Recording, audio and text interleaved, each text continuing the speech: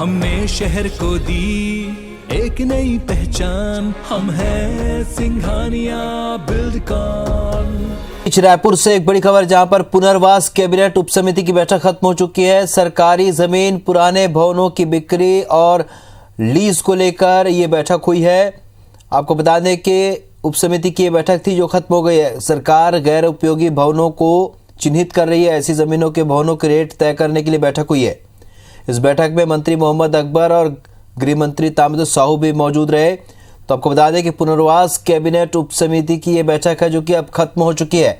सरकारी जमीन, पुराने भवनों की बिक्री और लीज को लेकर यह बैठक हुई। सरकार गैर उपयोगी भवनों और जमीनों को चिन्हित कर रही है। राजेश मिश्रा हमारे सहयोगी और ज्यादा जानकारी के साथ इस खबर पर सीधे इस वक्त हमारे साथ जुड़े हैं। राजेश, क्या कुछ तय हुआ है इस बैठक में?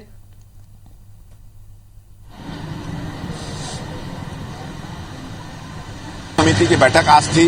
ये गृह मंत्री, लोक निर्माण मंत्री ताम्रध्वज साहू के निवास पे थी। इस पे खाद्य मंत्री अमरजीत भगत और पर्यावरण आवास एवं पर्यावरण मंत्री मोहम्मद अकबर इस बैठक में शामिल हुए थे। इस बैठक में का मुख्य एजेंडा ये था कि इस गैर उपयोगी शासकीय जमीन है उसको किस तरह से उपयोग किया जाए, जो भवन जर्जर है उसको किस तरह से उपयोग किया जाए। इसके लिए सरकार ने एक नीति भी बनाई है। उस नीति को आज यहाँ पर रखा गया और यह तय किया गया कि किस तरह से इस नीति को अमल में लाया गया और इसको लेकर जो क्रियान्वयन एजेंसी है उसको भी नीति सौंपी गई है। और अब ये तय आगे किया गया कि अब इस नीति के तहत किस तरह से कार्रवाई की जाए, किस तरह से जो अनुपयोगी जमीन पड़ी हुई है उसका किस तरह से उपयोग यहाँ पर किया जाए। गैर सरकारी उपयोगी भवनों और जमीनों को लेकर इसको लेकर चिन्हांकित करने का भी निर्णय लिया गया। अधिकारियों को दिया है कि जो गैर उपयोगी भवन है और जमीनें हैं उसको चिन्हांकित करें और उसको किस तरह से हस्तांतरित किया जाए उसको लेकर भी वो रहे। ऐसी जमीनों और भवनों को रेट तय करने को लेकर भी यहाँ पर बैठक हुई है। तो काफी महत्वपूर्ण बैठक थी। इसको लेकर एक नीति बनाई गई है। आज नीति इस समिति की बैठक के सदस्यों के सामने रखी गई, फिर अभी अधिकारियों को भेजी गई है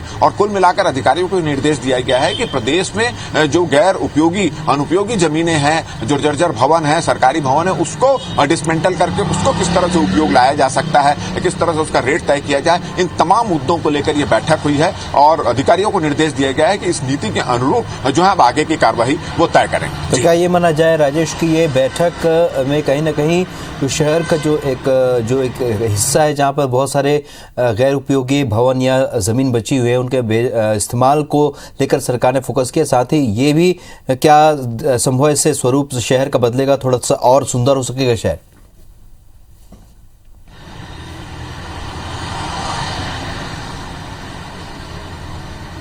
देखिए, निश्चित रूप से क्योंकि जो गैर उपयोगी जमीनें हैं, जो गैर उपयोगी भवन हैं, उस पे कहीं ना कहीं किसी न किसी का कब्जा है या किसी सरकारी किसी एजेंसी का कब्जा है तो उसको हस्तांतरित किया जाना है और उसको लेकर एक पुनर्वास की नीति यहाँ पर बनाई गई है। उस नीति के तहत अब काम शुरू होगा। निश्चित रूप से जो जमीन आएगी तो निश्चित रूप से ये कहीं शहर का कायाकल्प भी होगा, कुछ नए प्रोजेक्ट भी आ सकते हैं और केवल राजधानी ही नहीं, पूरे प्रदेश में ऐसे सैकड़ों एकड़ जमीनें जो है वो अनुपयोगी पड़ी है। कई भवन जो है जर्जर पड़े हुए हैं। तो निश्चित रूप से जो सरकारी भवन, जो कार्यालय हैं, जो दूसरे भवनों में चल रहे हैं, किराए के भवन में चल रहे हैं, इस जमीनों को उपयोग करके उसको वहां शिफ्ट किया जा सकता है। साथ साथ उसका कमर्शियल उपयोग भी किया जा सकता है। तो निश्चित रूप से ये आने वाले दिनों में एक विकास की गाथा ये तय करेगा और यही वजह है कि इसके लिए एक नीति बनाई गई है और उसको लेकर आज मंत्रिमंडल उप समिति की बैठक हुई और अफसरों को निर्देश दिया है कि अब इस नीति के क्रियान्वयन को लग जाएं।